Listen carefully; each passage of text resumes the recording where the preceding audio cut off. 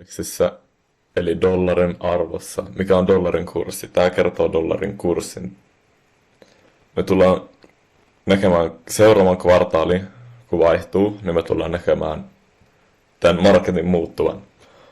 Tällä hetkellä mulla on toiseksi viimeisessä kvartaalissa, eli me ollaan kolmannella kvartaalilla.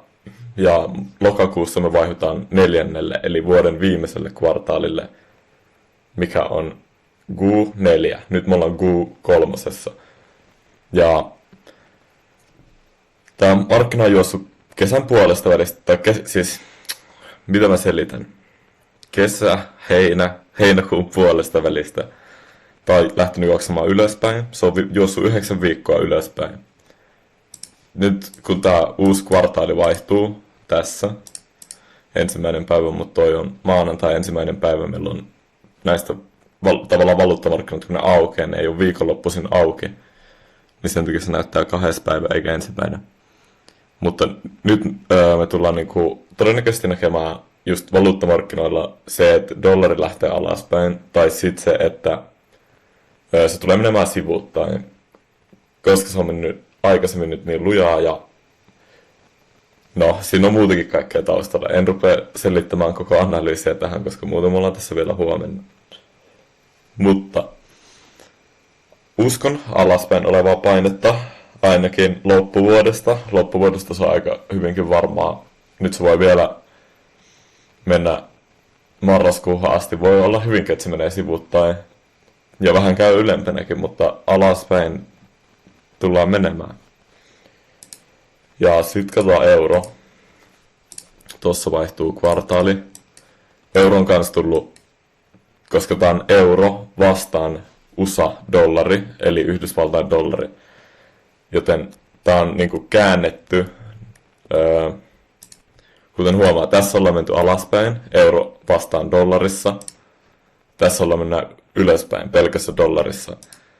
Koska euro vastaan dollari, niin dollari on työntänyt tätä alaspäin, kun se on itse mennyt ylöspäin, koska se on euro vastaan dollari.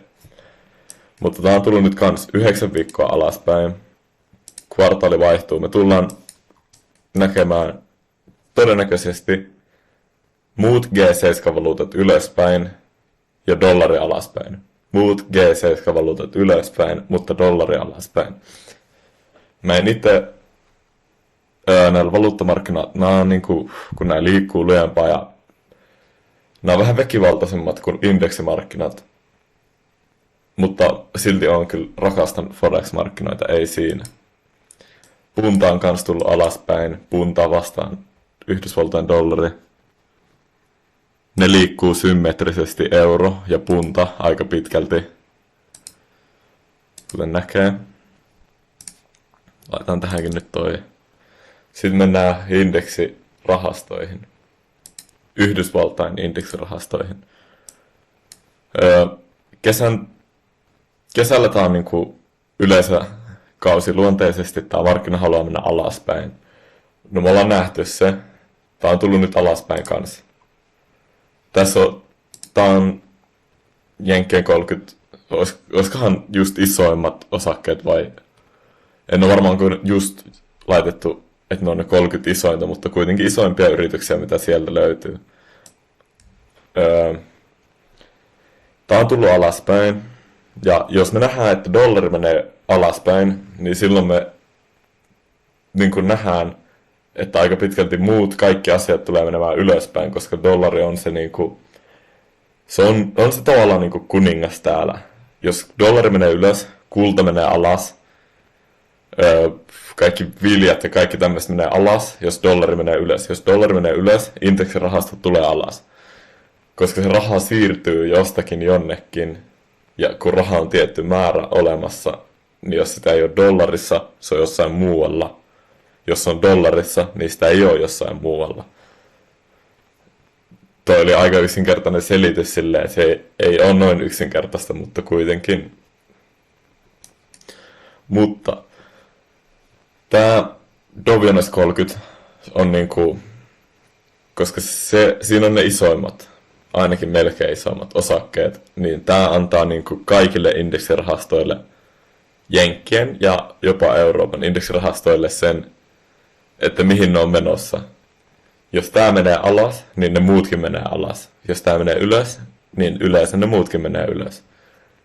Eli toisin sanoen ne liikkuu symmetrisesti, korreloi positiivisesti. Viimeinen viikko, tuossa vaihtuu kvartaali, Q4 tulee. Tää saattaa vielä mennä näiden alapuolelle, tai sitten mennä sivuuttain ennen kuin se lähtee ylös.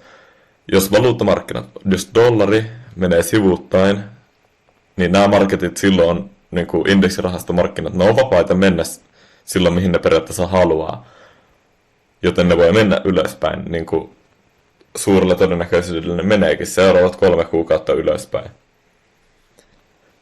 Kunhan tämä kvartaali vaihtuu ja se näyttää meille sen, että se oikeasti haluaa tehdä sen. Tämähän on nyt niin kuin, se kvartaali on vielä vaihtunut. Me ei olla saatu, tai on saatu merkkejä, mutta me ei olla saatu vielä varmistusta sille, että nämä asiat, mistä mä puhun, tulee oikeasti tapahtumaan. Mutta kun mä pystyn tietämään suurin piirtein, mitä se tuo aina tullessaan, koska näitä marketteja pystyy tutkimaan. Ja ne tekee aina yleensä samat asiat. Ja koska ne on ohjattu, ne on täysin ohjattu, kaikki talousmarkkinat on täysin manipuloitu.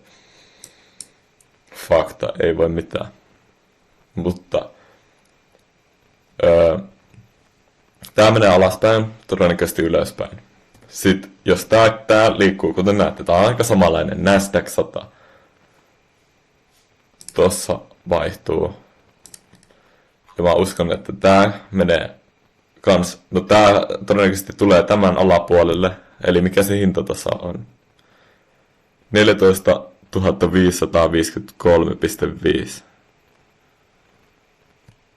Se on se hintataso, mitä mä tällä hetkellä katson, että se osuu ensin sinne, sitten kvartaali vaihtuu, se rikkoo markkinarakenteen, eli periaatteessa se tekee näin. Ja rikkoo ton huipun. Se voi tapahtua, onko se sitten näin tai näin. Tuosta itse voisin selittää tähän myös lisää. Mutta kaikki, jotka katsoo, niin ei ymmärrä. Toivon, että kukaan hirveästi ei kyllä katso näitä silleen, että nämä vaan menee tonne internettiin, ettei kukaan voi sanoa mulle, jos mä haluan näyttää niille. Niin sit ne on ollut sillä internetissä ennen kuin ne asiat on tapahtunut. Niin sit sille ei voi niinku oikeastaan, siihen ei voi väittää niin paljon vastaan silleen, että näitä markkinoita ei pystyisi mukaan lukemaan. Ja US 500 eli S&P 500 indeksi, kuten näette, nämä liikkuu symmetrisesti aika pitkälti. Näillä on positiivinen korrelaatio. Ja kaikki indeksirahastot, no en mä nyt mene kaikista takuuteen maailmanlaajuisesti, mutta nämä 3 tulee menemään ylöspäin. S&P 500, Dow 30, Dow Jones 30, Nasdaq 100, ne tulee hyvin suurella todennäköisyydellä juoksemaan loppuvuoden vikan kvartaalin ylöspäin. 3 kuukautta.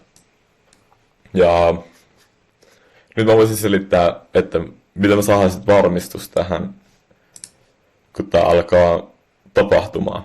Sillä vaihtuu kvartaali ja näin. Yksi näistä indekseistä tekee näin. Eli pohja ja alempi pohja, koska tämä pohja on alempana kuin tämä pohja. Ja toinen näistä indekseistä voi vaikka, tämä on vaikka S&P 500 ja tämä on vaikka Nasdaq. Näillä ei ole mitään merkitystä, että miten päin nämä periaatteessa menee, mutta mutta mä haluan nähdä yhden näistä indekseistä epäonnistumisen. No niin. Mutta kuitenkin, että se epäonnistuu tekemään ton alemman pohjan, mitä nämä 2 muuta on tehnyt. Mä haluan nähdä 1 tai 2. Mä haluan nähdä, että se korrelaatio hajoaa esim. 4 tunnin kynttiläissä. 4 tunnin kynttiläissä. Tai jopa tunnin kynttiläissä.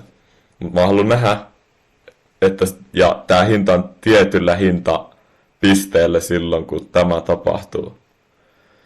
Ja sitten kun me nähdään, että se markkinarakenne hajoaa ylöspäin, eli se rikkoo huipun, menee läpi tosta. Mä merkkaan vääränväriseksi tai vihreänväriseksi. Mut just mä haluan nähdä, että se korrelaatio hajoaa. Tää kertoo mulle sitä, että S&P 500, se on niinku mennyt alaspäin. Nasdaq mennyt alaspäin. Ja laitetaan tohon nyt se Dow Jones 30. Tää kertoo mulle siitä, että Dow Jones 30, jos tää tekee näin, niin sitä on ostettu niin isolla voimalla niinku rahaa, tosi niin isolla määrällä rahaa, että se markkinarakenne on vaikuttunut siitä. Ja sillä ei ole ollut voimaa mennä tonne alas, mihin nämä kaksi muuta on mennyt.